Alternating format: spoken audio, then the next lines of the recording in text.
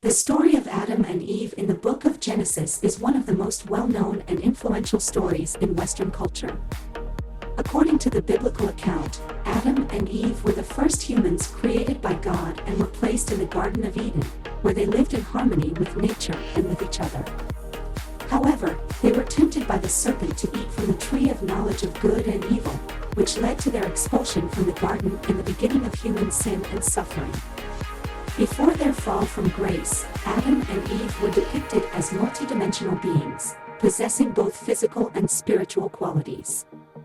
They were created in the image of God, which suggests that they shared some of God's divine attributes, including intelligence, creativity, and free will. Moreover, they were created as male and female, which implies that they were complementary and equal partners, each bringing unique qualities to their relationship. In addition to their physical and spiritual attributes, Adam and Eve were also depicted as having an intimate relationship with God. They were able to communicate with God directly, and they enjoyed His presence in the Garden of Eden.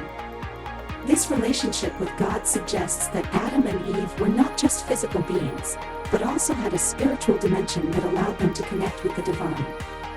Furthermore, Adam and Eve were depicted as having a deep connection with nature. They were tasked with tending to the garden, which suggests that they had a responsibility to care for the natural world. They were also given dominion over the animals, which implies that they had a special relationship with them. This connection with nature suggests that Adam and Eve were not just physical and spiritual beings, but also had an ecological dimension that allowed them to appreciate and care for the natural world.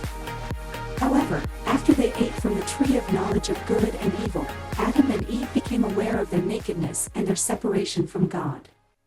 They were no longer multidimensional beings, but instead became limited by their physical and mental abilities.